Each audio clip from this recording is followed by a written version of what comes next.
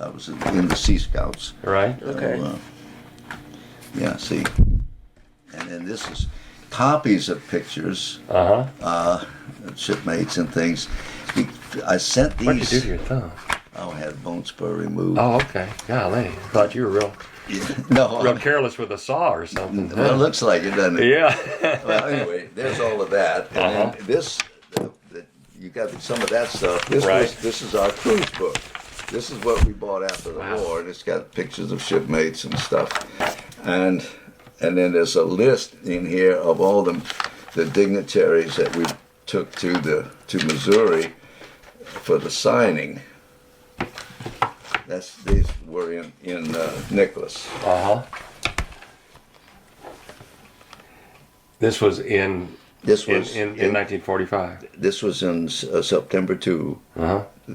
We took these people from the wharf, right, to the Missouri. To the Missouri I see. For the signing. Now I've got some pictures in here.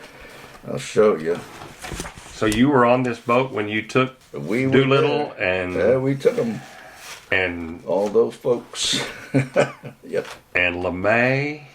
Yeah, and those Russians, and then here we are in the port at Yokohama, picking them up, and putting them aboard ship to take them to the signing ceremony. Yeah, right. Page there. Yeah. Now I saw. Were Halsey and Nimitz on the boat? Well, they're on Missouri here. Oh, they're on the. Yeah, okay. This is when we get alongside Missouri. Okay, they're already there. Yeah. Okay. Yeah. Okay. Yeah. Right. So. Wow. So where were you for the signing? Had you already I mean, were you like on? That's me right there. So this is when the signing's going on. Well, we're transferring them over. See, this is Missouri here, right. And my ship is here. We're alongside. So y'all were on the boat floating near the Missouri. The Missouri is at anchor, and we pulled up alongside, and we put a breeches buoy over. You know what that is? Right. And and we transferred these people one at a time. Right. All those people. Right. Across there. So although you weren't sitting there looking over their shoulder, you can say you witnessed the signing of the end of World War II. You were right there watching there. Next door to the boat when it was there. That's right. Golly. Was that going over? Was that kind of a party boat, or was it pretty serious? Or I mean, I guess everybody was in a pretty good mood that the war was over. We were in a pretty good mood, of course, but it was serious because it was the end of the war, and we were signing the end thing there. Yeah. But it just it's like people said to me later after all of this was done. Were you afraid? No. Why not? Well. At the time, when the action's going on, you don't have time to be afraid because you have too much to do. And if I get scared and I can't do my job, you might get killed. Mm-hmm. And if you get killed, then he might get killed. Right. And then I might get killed. So we can't stop. Right. And then after it's over, there's nothing to be afraid of. Exactly. Exactly. Well, Take me. I've read a lot of it. I read this. I mean, not this. I haven't read this yet. You read some of it. I read Youngkin's deal, the first one, and I read part of your speech. Sort of takes. You were you born in New Orleans? Yes. You were born in New Orleans, and you were raised there. Yeah. And you went to school there. Now, 17 years old, you got into the service. You wanted to go earlier, but Mom wouldn't let you. Mom wouldn't let me, and the chief said I was too young. Yeah. He said go home. But at 17, you got into the service. My father signed me in. And I love the story about that you accidentally missed the first bus to sonar school. Yes. Yeah, and you had, and for that you had to shovel manure. Yes. Yeah, but you eventually had to go. Then you caught the second bus. I had right? to catch it. I like that story. Well, at that time, this was in middle 43, and at the time we were losing in the Pacific. Right. We were winning in Europe, but we were losing in the Pacific. So most of the people being enlisted in the Navy, because that was a sea war more than a land war, and we were all being shipped to the Pacific. And what was in the Pacific were those Japanese submarines. And they had what they call long lance torpedoes, and they could hit a target 11 miles away with a torpedo. That's an incredible feat. We couldn't do it. We could throw rocks and hit better than we could shoot torpedoes. but anyway, they needed sonarmen. Right. And I missed the first bus to sonar school, so they wanted to make sure that I was going to be a sonarman. Right. And so I did. Yeah. That was my And that's job. what you did. Yeah. Did it turn out that you liked it? Well, it wasn't what I wanted to do, but Right. what else could I do? I mean, it said, Exactly. you're a sonarman. You're a sonarman. Yes, sir. What'd you want to do? I wanted to be a boatswain mate, be on deck. Yeah.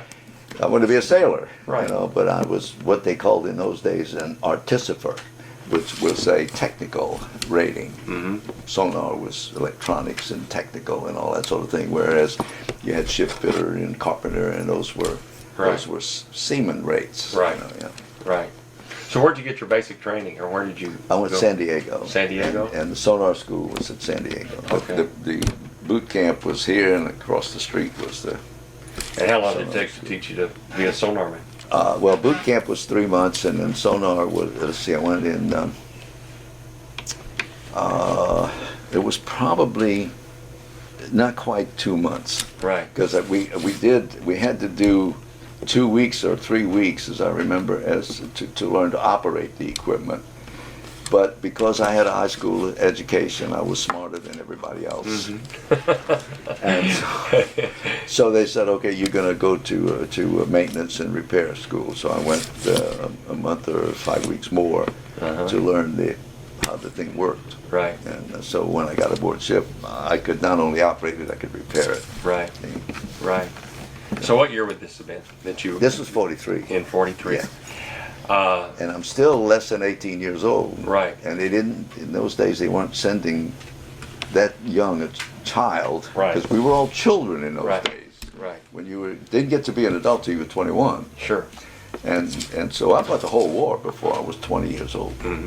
Yeah. And so the idea was then to hold me back, and they did.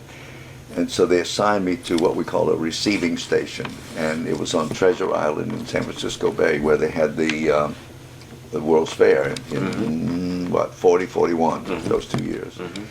And I stayed there until I was 18, and then they started looking for a ship. I was 18 in the 15th of November, and on the 28th of December, I picked up the Nicholas. And Out of San Francisco? At Mare Island in San Francisco Bay, and then in January we stood out. Our first assignment was to the Marshall Islands, and we hit Kwajalein and then a Weetok and sank a submarine in the Marshalls. Was that your first? That was first action? Your first action. Yeah. So you went straight to the Marshall Islands. You didn't go to Hawaii. Well, we go. Yeah, go to Hawaii, yeah, because you got to refuel. to Because it's a refuel long trip. and do that, and then to the Marshall Islands. Right. What were the Nicholas had seen a lot of action before you ever got on. Yeah, because they were there in early From the beginning. 42. Yeah. Yeah, from the beginning. Right. Right. But now after you got on, what were some of the more memorable occasions? What were the more memorable actions and all that? You were at Leyte Gulf, is that right? Right. With the kamikaze Right. suicide raids, and watched them coming in, and we'd bang, bang, bang. And you keep coming, fly right over the ship, and go hit something over there. And they were aiming for the big ones. Right. Because the Nicholas was a destroyer, right? Yeah, Uh-huh. yeah. It's a Smaller ship. To give you yeah. some idea how big it is, it's a block long and across the street wide. Right. Right. That's it. Right. And you could make it roll just by walking across it. Right. Right. I was a couple of weeks ago. I was in Baton Rouge. Yeah, that's where the USS Kidd is. that's what I was. And that's a destroyer, That's right? The same- Kidd. So same it's the as ours. same deal. Okay. Well, I walked Yeah. all around the Kidd. This was just Okay. 2 weeks ago. I was there. Well, you were down in the living quarters, and you saw how we lived down there. Exactly. Yeah. Yeah. You bump your head a lot. You're a tall guy. Yeah, oh, you Yeah. had to duck all Oh the time. yeah, because I know I was But, ducking the whole time. yeah, oh, God. And I- stepping over those. You know, I thought this is a great place to serve if you're 5'4". You know, but That's exactly right. Yeah. And the bunks were 6 feet long, Uh-huh. and I'm 5'11". Right. And so that my head stuck out or my feet stuck out. Yeah. And then of course the distance between bunks is like this. You Uh-huh. could barely turn over. Right. And no air conditioning, and No. it was just hotter than a pistol down there. It was 100 degrees most of the time down below. Right. And Korea, when I was in Korea, the apartment I slept in was open to the weather deck. Mm-hmm. I slept in everything I owned in 2 blankets. Right. Full, you know, shirt, pants, socks. Now, sonar man, his job is to listen, right? Yeah. And you're, like you say, you're not up on deck. Actually, I was on the bridge. you're on the bridge. Yeah. So you're up high. Up high. That's So- right. There was windows where you could see out. You could. There was a door I could look out. There were no portholes up where I was. Right. This is the bridge. Uh-huh. This thing here. This is fire control. Uh-huh. This is how when you want to shoot something with these cannons that we've got. We had 5 of them. You're running out of battery. No, I think I'm running out of time. I'll figure. All right. I'll figure it out. Yes, I'll- sir. Okay. Well, I've got a whole lot of time, so I can always send you whatever we. Okay. Okay. Go ahead. I think that's it. Well, anyway, that's the fire control, Yeah. and then that's the flying bridge. Then right below that is the bridge where the officer, the deck, and all that are. Uh-huh. And there are portholes there, but there's a door here on each side, Right. and that's where you enter the bridge. Well, right behind on the inside of the door was the sonar stack, Right. and so I could look out the door. Yeah. See? Right. And it's like then you could look out this door and see because the stack was here, Yeah. and so I could see that. But because it was a hearing thing, they kept us on the stack for 30 minutes, and then we were relieved, and we had to go out on the open bridge to get away from the sound. Mm-hmm. Otherwise, your ears would go dull, Right. and you I can't see. have that. Yeah. Because now what would happen is we'd sit there and we'd send out an 800 cycle note. It was ping, train 5 degrees, listen, ping, train 5 degrees, listen, for an echo. Mm-hmm. And the echo would be either a whale or a submarine. Mm-hmm. And when that echo would come back, it would knock us off the chair. We didn't hear the outgoing signal after a while. Mhm. That was routine. Just like you don't hear the AC going on or something like that. You know it's on, but Right. you don't particularly hear it. Right. Well, we didn't particularly hear that note going out, but when that echo came back, that was different. Yeah. We heard that. Yeah. So And you were trained to tell the difference between a whale and a submarine. that, plus we knew which way the submarine was going Yeah. because of the Doppler effect. You know what Doppler effect is? Yeah. That's Yeah. where you have to stand by a railroad track and you hear the train coming Right. as it Yeah. goes by. Well, Yeah. it's up Doppler coming because sound waves are compressing coming at you, and they're expanding going away from you, so it's a lower note. Right. That's always been fascinating. The train gets Higher pitch coming. higher, less loud when it's closest to you. Yeah. Actually, Exactly. why when it's there is to Yeah. start getting Yeah. Right. Mhm. Well, Yeah. we could tell then Uh-huh. the submarine is going this way. It's a flat note. Yeah. If it's going this way, it's a low note. If it's going this way, it's a high note. But we You could learned a tell. lot in those 2 months. Oh didn't you? yeah, you could do a whole things. Yeah. Yeah. That's incredible. Yeah. What were the times that you feared for your life?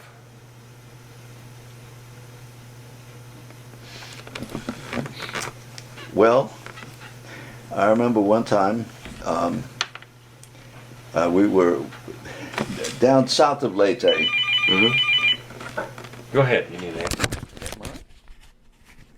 That's that one. Oh, that's that one. No. We don't answer that one. Okay. We're down south of Leyte. There are 2 islands. Uh-huh. And the Japanese fleet was expected to come south, and they would have to pass close by those two, and we patrolled between those islands, waiting to see what was going to happen. And it ran for, we were down there for about 2 weeks, waiting. And we went down there, we were supposed to go down there 3 days, and then be relieved. Well, we were down there 3 days and got relieved. The ship that relieved us was down there for 1 day and got hit by a kamikaze, and so we went down and relieved them again for 3 days. Then we came back, and the ship that relieved us got hit by a kamikaze, and we came back and had to go down again. We were down there for 2 weeks and never saw anything in the other ship. And I said, I was worried, you know, because we're expecting the Japanese fleet, and here they're popping the other guy, but not us. Right. And that one, and then when we went to Corregidor, now if you can picture Corregidor, got Manila Bay like this, and right in the middle of the entrance to the bay is Corregidor. And it's a fortress. And we built it, and the Japanese took it and rebuilt it and made it very strong and so forth. And so we had to take, MacArthur wanted Corregidor because that's where he was finally gone. But anyway, we had to go up, and the island is a sheer wall of dirt. I don't know how high it is, but it's pretty tall. And then they put caves in there, and inside the cave they had cannons mounted on railroad tracks. And so they would wheel the cannon out to stick out the mouth of the cave and shoot. And then it would go back, and which cave did it come out of, you know? And so the only way we could tell was to get them to shoot at us. So we'd steam in close and in effect stick out our tongues and and they'd take a shot at us, and then we knew where they were, and we'd shoot them. Right. That kind of worried me. Give you first shot. Yeah. You know. You believe in macho and all, but I understand. Wow. So yeah, it's. But I don't know. I guess it's like everything else. I mean, I watched a torpedo go down the side of the ship about 10 feet away. Right. So where were you when you heard about the bomb? Were you all involved in action at the time when you heard about it? We were. I was with Halsey's 3rd Fleet at the time, and we were lead ship in the formation. And the way it's set up is you have what they call the van, and the van, V-A-N, and the van are all the ships, the heavy ships, the battleships, the cruisers, the aircraft carriers, the supply ships, and all of that are in formation. And around them is the ring of destroyers that have sonar equipment. They're looking for submarines out there, and that their protection for aircraft or other ships coming in. We were the dogs. We were going to attack whatever potentially attacked the formation. But we were in that 3rd Fleet. We were at sea for 55 days. We knew something was coming. No bomb had fallen yet, but we were either going to attack the home island, actually go in and put people ashore, or Japan was going to surrender. Okay, so Truman sent a message over, and he said, in effect, guess what, I've got a bomb, and if y'all don't quit, I'm going to drop it on you. And they said, yeah, right. And so then they dropped the bomb. And the Japanese warlord said, no, they can't have but one. Right. And so Truman said, I've got another one. And he said, yeah, right. And so we dropped the other one. And we were at sea all this time. Right. And then when the smoke all cleared and Emperor Hirohito said, okay, we quit. Let's stop. Well, then we had to steam in to Japan. I mean, we were at sea. Now we have to go in. And so we got in, and they sent out the gunboat, the Hatsukura. I think this picture's in here of that. And they came out with their cannons pointed at us. And so we pointed our cannons at them, and we had more. And so they trained them in, and then we went alongside and transferred all the pilots and the interpreters and the some of the diplomats we had, because they were going to meet Admiral Halsey. Right. So they had to have somebody with a little bit of authority. So anyway, we transferred them over, and we had them aboard, and I don't know, you might have seen them in there.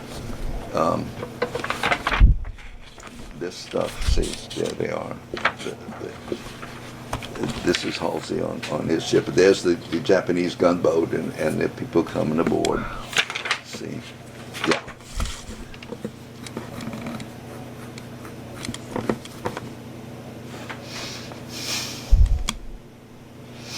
Wow, this is just incredible.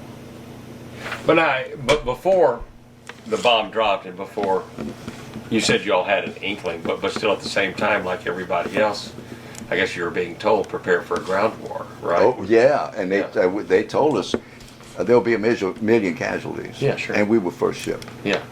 And Yeah. And so, well, I'm going to miss the fellas. Yeah. Kind of thing, you know. Right. But I didn't worry about it. What am I going to do? Right. See, there's some of the dignitaries, Stillwell, and then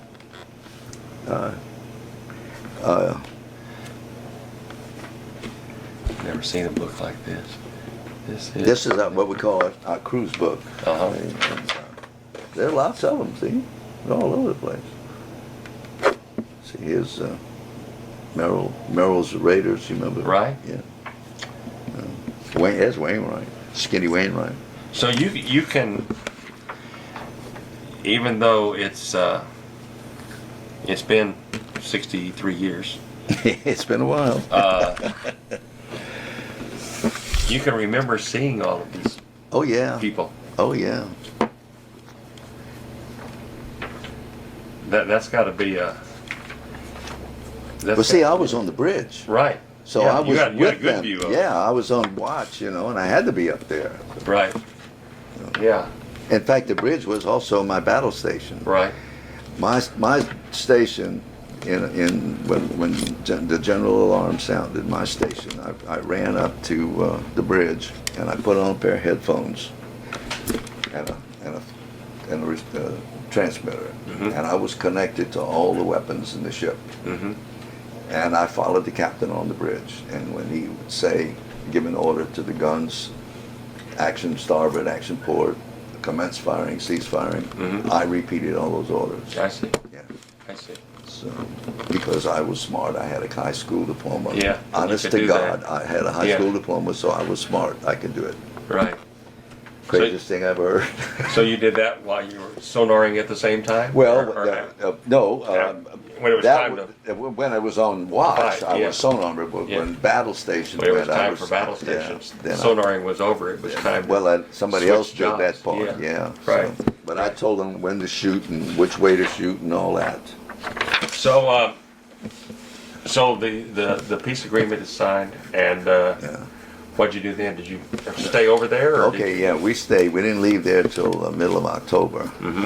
But anyway, the peace was signed on. Well, we got in on August 28th. We went into Sagami, and Sagami is. I don't know if we have any pictures of that, but we could see Fuji, Mount Fuji in the distance. No, we don't have any. But anyway, it was beautiful. It's a beautiful mountain. But we were anchored in the bay, in the middle of the bay, and the mines are all around us. Yeah. You know, because they had it mined, and the pilots took us in. Well, in a foreign port like that, when the sun went down, all the lights went out, because then we were dark. You couldn't tell where we were, and sometimes if there was no moon and no stars, you couldn't see that far in front of you. Right. And so we would run up the deck, you know, in full darkness like that, full tilt, running up to battle stations because you had to get there within 60 seconds. So we were shut down, darkened ship. And Admiral Halsey gets on the radio and he says, all hands, light ship, scared the fire out of us because that made us a target. And we didn't know what those Japanese people were going to do sitting over there. They had cannons over there. Right. And but it was a show of bravery. Okay, I'm braver than you, and so you dare shoot at me, we're going to wipe you out and all that sort of thing. And they understood. And so we never had any problems. Okay, so then the surrender is signed, and we go off to routine duty. And I pulled a lot of liberty in Tokyo and Yokohama, and went to. We were assigned to go up to Sendai, Sendai, which is 500 miles up north of Tokyo, where there was a POW camp that had POWs from the fall of the Philippines. So they had been there 4 years. Oh my goodness, yeah. And well, we pulled, there were 4 destroyers, and we went up there, and the 4 of us pulled out 1,000 prisoners. And each ship got 250 or so. What condition were they in? Awful. Yeah. Just terrible. They were all malnourished.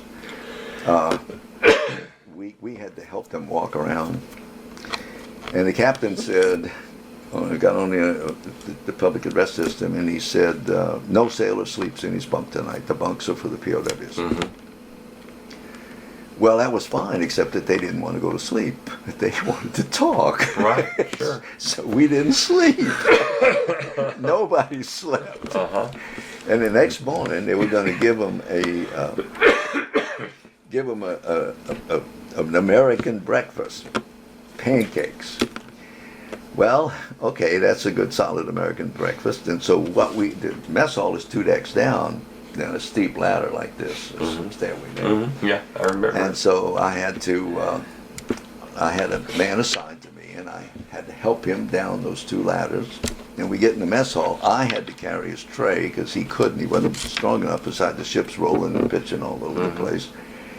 And he was hanging on to me, and I was holding his tray. And so the guy behind the counter, it's like a cafeteria, serve you from behind the counter.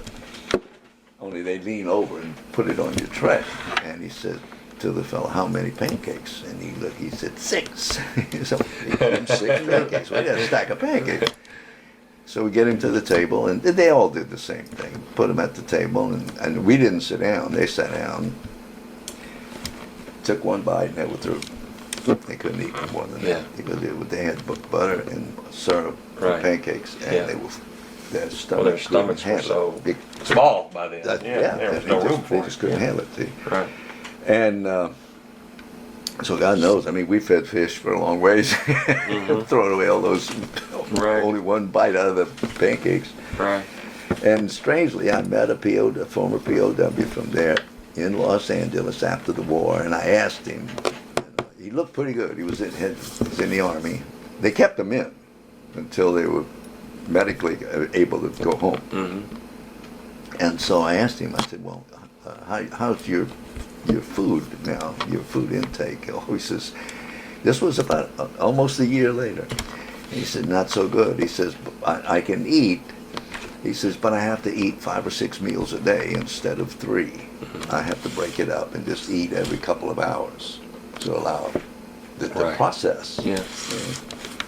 And it took a couple of years before those guys could get back to the way you and I eat. Exactly.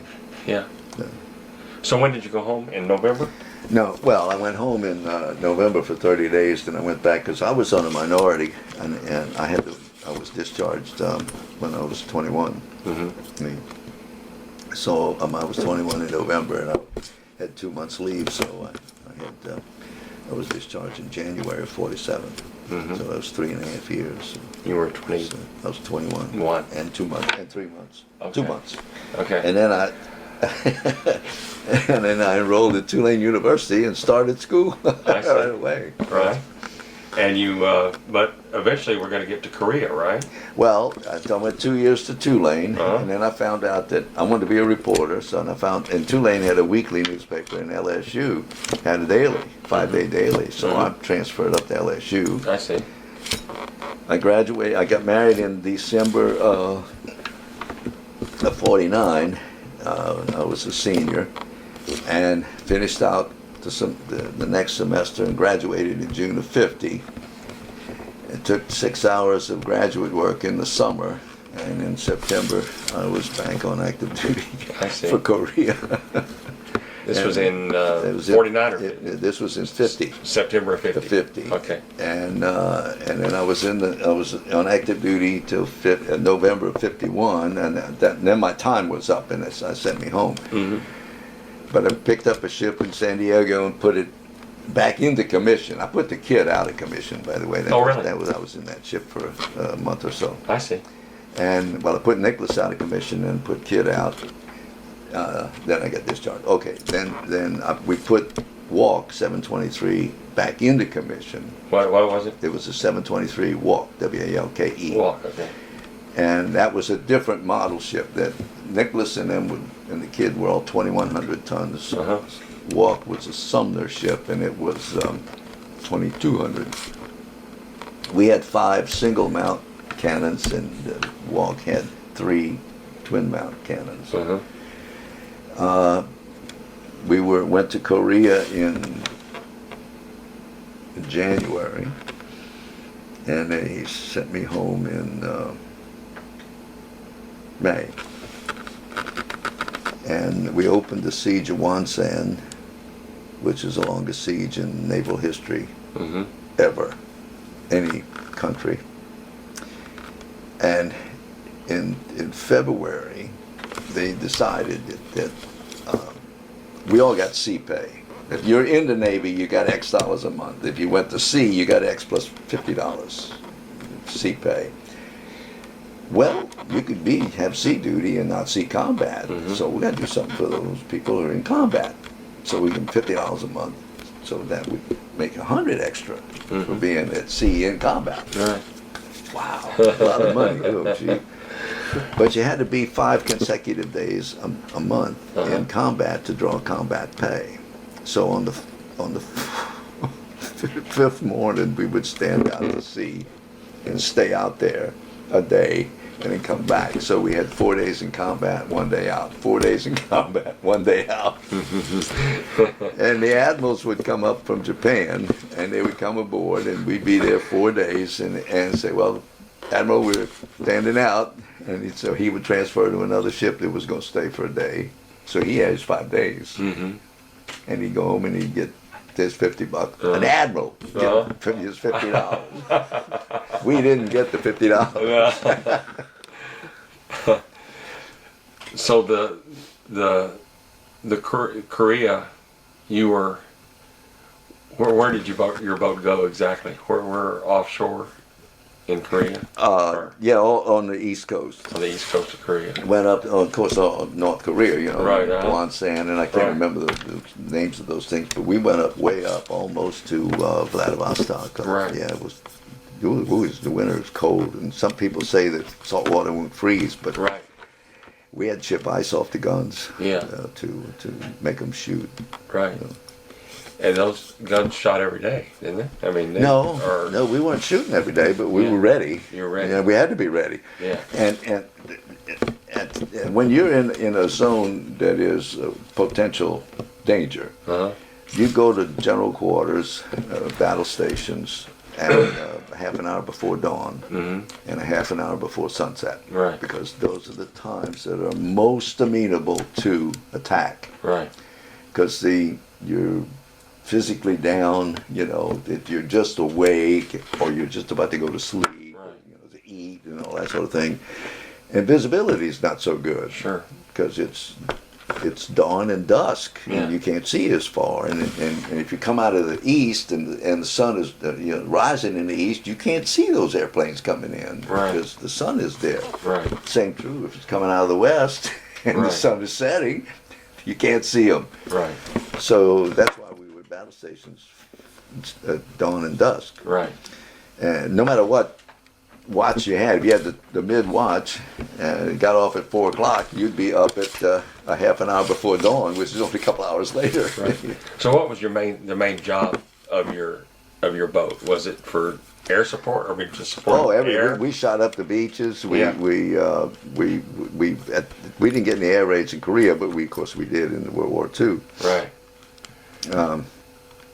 But our job was anything that anybody wanted done, we had to do it. Right. Because we were small enough. That's we what could go destroyers any did. place. That's what we were They for. were. Cruisers couldn't go into certain places, and we could. Right.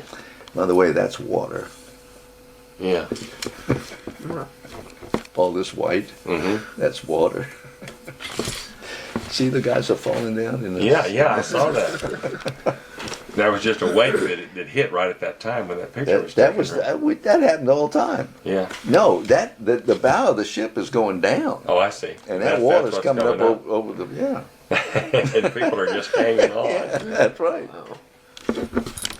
But that's life on a destroyer. See, we didn't wear uniforms. We wore chambray shirts and dungaree pant jeans. Right. Aboard now, for this occasion, we were in white uniforms. Yeah, sure. Because we had all these dignitaries. And so that, of course, the officers always wore khaki. But a destroyer is not a formal ship. No, it's the grunt work. It's a great, and like I said in that thing you read, I never knew a destroyer sailor that asked to be assigned to anything else, anything but a destroyer. Right. Nobody wanted to go to the big ships. Yeah. I mean, once you get on a tin can, you want to stay. Oh, sure. Yeah, because it's a different kind of Yeah, it's a different kind of service. I mean, it is. It yeah. really is. Yeah. Yeah. So Korea's done. You come back to the States. Yeah. See, I was married 9 months, about 8 months. Right. Yeah. And came back States and went to work in a newspaper in South Louisiana. As a reporter? As a reporter. News side or? Worked there, news-wise, 3 months, got fired from mouthing off to the boss. I can see that. Yeah, so could I. Hey, you've been on a destroyer for, who's gonna... And then I went with the Associated Press in New Orleans and stayed there a year and a half and went to Jackson, Mississippi for 8 years, Miami for a year, Tallahassee for... These are all newspaper reporters? That was all Associated Press. All with AP, transferred around. Yeah. Uh-huh. Got run out of Mississippi. What else? Covered the desegregation business, the Freedom Riders and all that sort of thing. Yeah. So you covered the South, pretty much. Yeah. Louisiana, Mississippi, Florida. Right. Yeah. I'm an old newspaper guy, but I'm a sports writer, so I only had sense enough to be a sports writer. You're still a reporter. Well, Sorry. yeah. I always say there must be something different because sports writer is the only one where sports writer is one word. Yeah. News reporter is 2 words, or sports writer is 1 word. They gave us our own word. That's sports right. writer. But you were still in the city.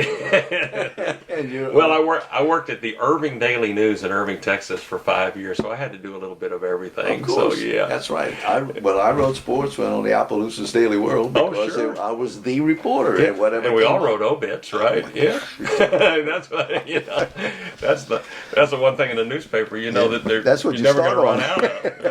You start off. Yeah, that's your first job. Yeah, that's right. Is doing obits. Yeah. So then, how'd you get to A&M? What brought you this? Well, I was in Tallahassee, and the AP wanted to transfer me to Cincinnati, and I told them no. I said, it took me a long enough time to learn how to spell Tallahassee. I'm not going to Cincinnati. And so I quit, and I went to work for the state. I worked for the State of Florida? State of Florida, State Insurance Commission, and later on I went to work for the State Department of Commerce. Now, not the Chamber of Commerce, the Department of Commerce. In between, I was a speechwriter for the insurance commissioner, and he made bad speeches. And I said, well, you either got to go to school and learn how to speak, or I got to go to school and learn how to write better speeches. And he says, I'm not going back to school. So I did. And so I went on my lunch hour and still worked. And the department head hired me to teach journalism. So I quit the state job and went to work for Florida State in Tallahassee as an instructor. And because I was an instructor, I worked for the state of Florida. Therefore, I didn't pay tuition or fees. All I did was buy books, and so my education was largely free. So I stayed there a year like that, and then I went and talked to the department head, and I said, "Can I stay and get a master's degree?" He said, "Yeah." So I stayed. And by then I was hooked. I said, "Man, I got to do this."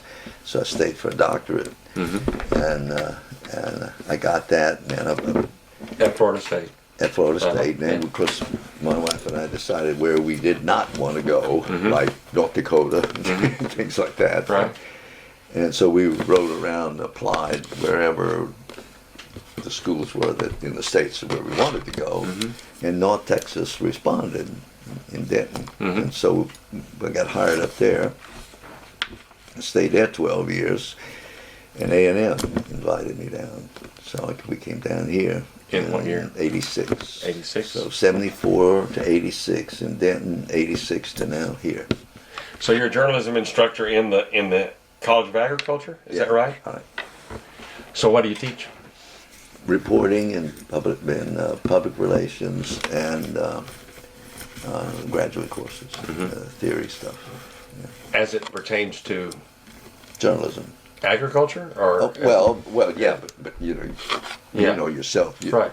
Covering football is exactly the same as covering basketball. Exactly. It's still sports writing. Yeah, right. Yeah. Right. It's Well, still yeah. So, So, so it doesn't matter whether you're covering agriculture or business or education or. but what do your students want to do? Well, Your most of them senior want, students. most of them want to go into public relations, but in public relations you have to write news releases, and guess what? If you're going to write a news release for the newspaper, it better match the newspaper style. Right. Exactly. So I'm teaching them reporting so they can write news releases for the newspaper. you hand out the AP style book and all Oh, that it's there? required. Yeah. Yeah. Oh yeah, I had that. Go, right you there in bet. the top left-hand Yeah, drawer. right alongside Oh, the yeah. keyboard. It's right Oh there. yeah. I didn't agree with it all. Sometimes I'd stray away from it. But You don't have to agree with it. You have to follow it. But having been in the Navy all that time, I said, I didn't agree with a lot of things. But yes, sir. yeah, like that first boss of yours, you didn't agree with. I didn't agree with it. So you've been here since '86. Yeah. In this house. And the way in this house since '86. So the way I'm looking at it, you're 83 years old. 82. 82. You're going to be 83 This year. this year. Your family?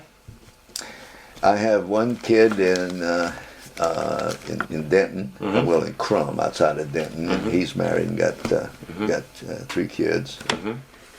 And I have my son. I have a daughter in Sioux Falls, South Dakota. Let's see, my son works for Bell Helicopter. I see. And his wife works for the racetrack there, but outside of Fort Worth. Texas Motor Speedway. Yeah. And my daughter and her husband are at the University of Sioux Falls. He teaches English Lit. She is the head of the business department, business school. Right. And teaches. Yeah. And I have a son who's got an MFA, Master of Fine Art. Yeah. My daughter and her husband have PhDs, and the one who teaches at theater is in Springfield, Missouri, at Missouri State. And then I got a kid in Arizona who is a son. He's builds houses. I see. And he works the ceilings. I see. And my oldest boy died last year, and he was these pen and ink sketches you see right there. That one is the owl. Yeah. And that green one over there. And this, he sold this stuff. He was he decorated. You got a law office or a doctor office. Yeah. These are Florida animals and scenes. And so those are the things that he wanted to portray. Yeah. And so people wanted to have. If he lived in Tallahassee, and so if you wanted, you live in Tallahassee, you have your office in Tallahassee, you want Tallahassee scenes. Right. Sure. Here you want Right. College Station, Brazos County stuff. Sure. See? So that's what he did. Yeah. And I got a whole bunch of them in the other room. You know, that Wow. He did. And your wife, is she living or No, she died 4 years ago. 4 years ago? What was her name? Millie. Millie? Millie, M-I-L-L-I-E, Millie. So y'all were married a long time. 54 years. Wow. Goodness. So now you told me where they all lived. You said there's one in Denton. Is he the closest? Yeah. So you got grandkids? He has 3, Yeah. and my daughter has a 2-year-old, and she's expecting one in June. I see. A son in June. I see. So you just gonna keep teaching, or you got? Why not? Well, yeah. What do you want me to do? Get you out of the house. You don't want to rattle around the house, right? God, no. This place is big. Yeah. And so last Saturday, I just got married. You did? Yeah. Last Saturday? You mean like day before yesterday? Yeah, yeah. Oh, no wonder you weren't answering the phone. You were on your honeymoon. Yeah. So who did you marry? Well, If you don't mind me asking. No, I mean, what's her name? Carolyn, and she. Congratulations. Thank you. I'm really happy for you. That's wonderful. That's wonderful. Well, you look happy. Well, Yeah. we met when I was assigned from New Orleans to Jackson, Mississippi. Uh-huh. I went up. That was in 1953, Uh-huh. and I met her. Yeah. And she was working for the newspaper, and the AP office was in the newspaper Yeah. city room. Right. And we had a desk, you know, and she had a desk, and so I met everybody there, and I met her then, and she was married, and I was married, and then later on she had a daughter, and we had a son, and later on she had a son, and we had another son, and we became close. And her husband was a reporter, but he worked for another paper. Uh-huh. And my wife worked for the legislature. Uh-huh. And so we became friends, and we would go to their house, or they would come to our house. Uh-huh. And we'd go to parties together, and press parties and all that sort of thing. And when we moved to Tallahassee, sometimes they would come visit us, or we would go visit them. And so it was a long-term friendship.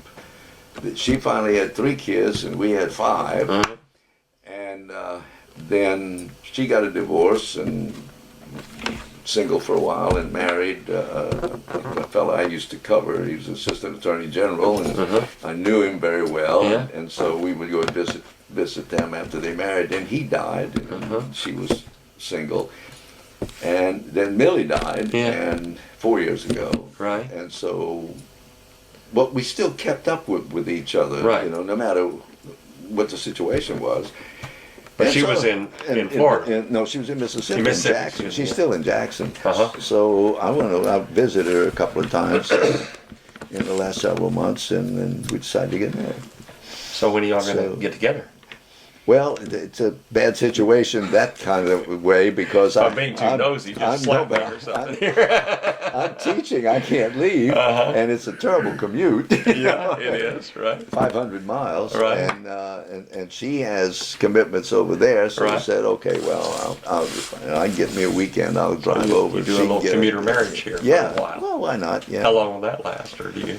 Well, I don't know. Yeah, We'll see have to what- work it out. See how it works out. Yeah.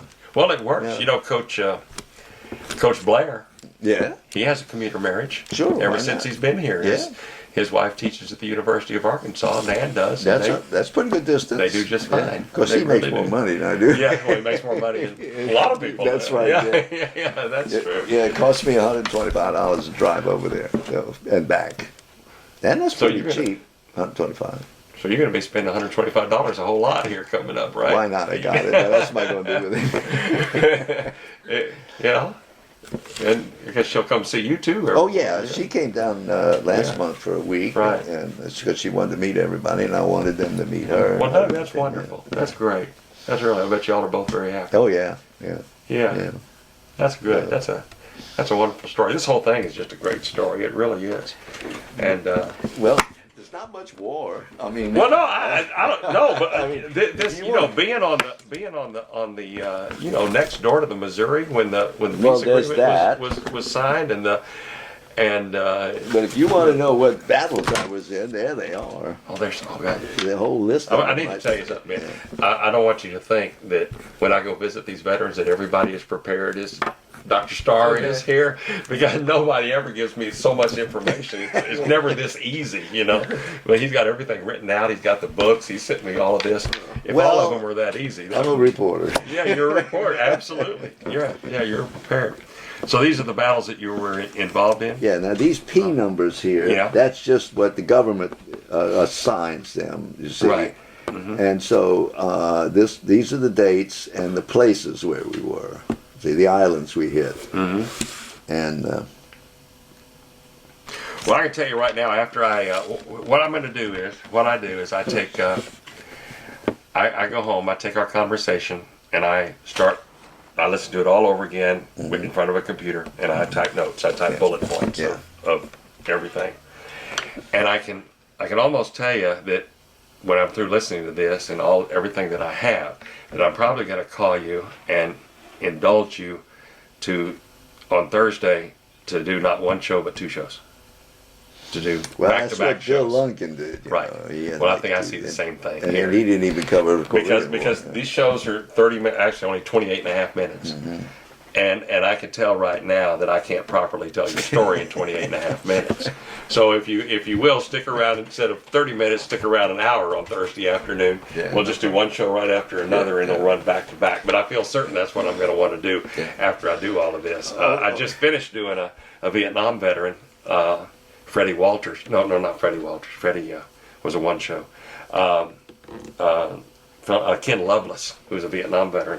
I just finished doing one with him. It was a two-parter, and I've been doing this show for 3 years now, and I think Ken was probably only about the fourth two-parter that I've ever done. You'll be the fifth, because I can just tell the story just can't be properly told. And, it'd be too much to leave out just because of, maybe it'll take us 5 minutes just to tell the manure story, Well, now that speech that I gave is he didn't want to hear any shoot 'em ups and things like that, you know, and so right. look for I understand the fun parts. Yeah, I understand. Yeah. We do the show on Thursdays over at KAMU. You know where that is, the studio. Yeah. Just come in the front door or the back door. Yeah. What time? We tape at 2:30. Is that okay? Yeah, yeah. So I'm usually there around 2:15. Okay. On Thursday. Yeah. And we'll. You've seen the show, right? No. You've never seen the show? I've not seen it. Okay. Well, no, that's okay. I have to admit, and people think I'm strange. Uh-huh. I have not turned that TV on in 3 years. Is that right? Well, no, you're an academician. Yeah. Well, there's not only that, but there's a lot of trash on there. Yes, there is, and although if you have cable, there's a lot of good stuff on there too. I don't have. Well, I have the minimum cable for the grandkids when there's the military channel. There's the Well, I was on the History Channel. Were you? Yeah, there's the History Channel. Yeah, there's part of that. There's war stories by Colonel North, and stuff like that. There's that kind of stuff. But I've been there and done that. You've been there and done that. That's right. You'd be hard to impress. Well, then, if you haven't seen the show, what we do is it's very, very simple. You're in a chair and I'm in a chair. All right. And there's flags back behind us, and there's 3 cameras. There's one on you, there's one on me, and there's 2 shot for both of us. Okay. Okay. And there's a little opening, and I introduce you with a little 30-second speech, and then you and I just start having a conversation back and forth. You looking at me and me looking at you. Okay, now what am I wearing? I wear a coat and tie. You don't have to, but you're a professor, so I figured you would. I have.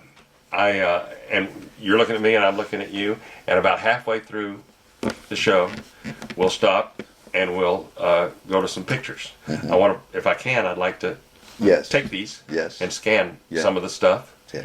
And what I'll probably do, as a matter of fact, since we're going to do 2 shows, so that you like to prepare me, I like to prepare you. I want to get you have a email? Mm-hmm. Okay. I'd like to email you the pictures that I choose to use, so you'll know what's going to be coming up, okay? Yeah. Is it on your card? Now, is that an A&M email address? Yeah. Will it take pictures? Oh, yeah, it'll do the whole thing. Yeah, I mean, it'll accept photographs if I send them to you? Oh yeah, just Okay. attach them. Yeah, just attach them. Okay. Yeah. I know some A&M computers are funny about that. About Yeah. what they'll accept and what they No, won't. mine. Well, I have. That's Yeah. So I'll probably say, okay, these are the pictures I want to use in show 1, and these are the pictures I want to use in show 2. Okay, so at KMU, and you want me KMU, there at about 2:15. 2:15 On Thursday. on the 17th, and that Right. means at 2:15 on the 24th. No, again. no. We're going to do both shows. Oh, on both Thursday. the same. That's right. Yeah, both no. same time. We're going to okay. take them back to back. Yeah. No, we're going to do both shows on Thursday. No, And you don't need to come again. When does it show? It will air. We are running about. I'm running about a month. Matter of fact, I've scheduled. Okay, matter of fact, I'll tell you, your TBA, which I already put you on the schedule, and your show is actually going to air the last weekend of May. And that would on Sunday the The 20. show is on. The show airs on Fridays at 8:30, All right. and then each show repeats every Saturday and Sunday at 6:30. Okay, so on Friday, the last weekend, is the This is what they're actually going to air. They'll it won't air on June 1, will it? Yeah. It will? Yeah. Every Friday and Saturday. The movies, the show's on every Friday, Saturday, and Sunday. Oh, okay. You will. Let's see. No, I think I got to go back and look. But Well, I think yeah, it's but this it's a- one. But I'll email you and let Yeah. you know exactly. Okay. When they're going. But you're going to get DVDs, and you got a DVD player. Oh, yeah. But you'd have to turn the TV on to watch it, though. Do you know if the switch works? I don't know where it is. I'll get you a DVD of it and all that. Okay, good, Because you thank got a you. wedding to go to here. Yeah. I think it's this weekend. The first show will Okay. air Friday, Saturday, and Sunday, but it's Yeah. on 3 times. Yeah. And then show part 2 will air. Boom, boom, boom. Yeah. And it's on. The show airs every Friday at 8:30, and then the show repeats every Saturday and Sunday at 6:30. Okay. 6:30 Yeah. there, 6:30. I'll get you. No, all you got to remember is Thursday at 2:15, just to be there to tape the shows. Yeah, well, And you're that's done. what I put that in here. Right. This Thursday at Thursday, 2:15. 2:15. Yeah. And just come in the front door, and I'll be there by then. Yeah. And you probably know the folks over there, I guess. I'll tell you Dr. something Zen. else. If we're talking about that TV, I got a call from the Harris poll. Oh, you did? And said you have been selected as part of our survey to about what TV shows you watch. And I said, well, that's easy. I can tell you right now. And she said, what do you mean? I said, well, I don't watch any. And she says, you have a TV? I said, yes, ma'am. I have 3 TVs. And she says, you have 3 TVs and you don't watch television? I said, no. And she says, why not? I said, there's nothing on television. So I said, I'm sorry, but I can't Probably hung up from you, and No, he probably shouted over and said, well, you wouldn't believe the one I just got. No, I wish they had. Yeah. And said, and she said, I said, that just like that, and she probably don't want me. And he said, oh, no, we have to take you. And I said, okay, send me the form. And she said, I'll send you 3 forms. I said, what for? And she says, 1 for each TV you don't watch. That's funny. It took me an hour to fill out those 3 forms. That's funny. But it was the same thing on each one. No, all the way down. Yeah. By the way, this is all the medals I got, and some of them are after the war. Right. Because I was in the Coast Guard Reserve Right. for a while. Right, And yeah. I'll show you what these are. This is combat action. This was, the Army gives you the combat infantrymen and all that. In the Navy, you could be in combat up to your ears and never get a citation for it. So about, 6 or 7 years ago, they came up with this combat action ribbon. Mm-hmm. And anybody who was in combat in World War II or later got this. Well, I was in twice in Korea. That's what the Gold Star is. It's my second award. Right. This is a good conduct medal for the Navy. This is American Theater for World War II. This is Pacific with the 13 battle stars. The Right. silvers are 5 and the bronze is 1. The Pacific medal. This is a Victory medal. This is the Occupation of Japan medal. Okay, this is a Philippine Liberation. This is a Philippine Presidential Citation. That's all World War II. And Korean War is National Defense, Korean War with 2 battle stars, United Nations Medal, Korean Presidential Unit Citation, and I forget what this one is, another Korean citation. And then I joined the Coast Guard Reserve, and I got, this is 30 years of total service. Mm-hmm. This is expert pistol shot. This is expert rifle shot, shooter. And Wow. these 3 are Coast Guard awards. This is the Coast Guard Achievement Medal for doing my job. And this is a Meritorious Unit Commendation ribbon. There's no medals to these 2. This is a Meritorious Unit Commendation, and this is just a plain unit commendation for port safety work that we did in Houston. Right. Yeah. So, and I think that's all I told you about. Yeah, Wow. 19 the darn. What were these? I'm sorry. Oh, that's Korea. That's Korea. Those Okay. 2 Yeah. Korean Yeah. awards. Yeah. Yeah. So it's like look like General MacArthur walking around. That's wonderful. That looks good on your chest. Well, it's a little heavy, you know. Yeah. Do you need that one? Yeah. I want to take this and scan it also, and I'll probably bring these back to you before we even tape the show because I know this is all precious to you. I'll probably take them home and scan them tonight or tomorrow. Well, you could wait till Or Thursday, give them to you on Thursday or Yeah. something. Did you want to ask some questions or anything like that? I'm sorry, you've just been sort of. I was wondering, Let me just turn off my recorder here. I didn't. Go ahead. well, it's sort of a personal thing. Like, my grandfather served in Korea, and I was just wondering if you knew him. His name was David Starnes. On what ship? I don't know what the name of the ship was, but Yeah. I was just wondering by chance if you knew him or not. Not just offhand, but see, there were 300 sailors and 30 officers in the destroyer, and we were a unit all by ourselves, and so we would be in company of 50 ships maybe. Well, we never saw anybody. Yeah, sure. Because you're on yours, we're over here, Right. and we're over there. Right. And if we ran into you ashore, Yeah. it's another sailor in uniform. Right. You know, and I don't know who you are, and you don't have a nameplate on Right. or anything like that. That, but not back then. Now you do, but Yeah. back then, no. Right. Right. Now, Yeah. my son was in Baghdad, and he spent a year and a half, 14 months or so over there. And he's a master sergeant. And he just retired from the army. He said he never wore his rank, all those stripes that the master sergeants wear. And I said, well, how do they know you're a master sergeant? He says, they know I'm a master sergeant. Yeah. If you've ever run into a master Yeah, sergeant, you know. you know he's kind of like Sergeant Snorkel. Right. Yeah. Yeah. And Beetle Bailey. Yeah. Yeah. Exactly. That's funny. Yeah.